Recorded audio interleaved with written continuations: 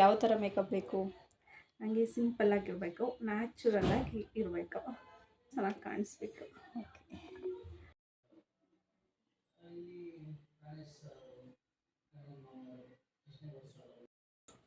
Makeup ಏನು ಅನಿಸ್ತು ನಿಮಗೆ? ತುಂಬ ಚೆನ್ನಾಗಿ ಅನಿಸ್ತು. ಎಕ್ಸ್ಪೆಕ್ಟ್ ಮಾಡಿರಲಿಲ್ಲ, ಚೆನ್ನಾಗಿ ಮಾಡಿಕೊಟ್ಟಿದ್ದಾರೆ.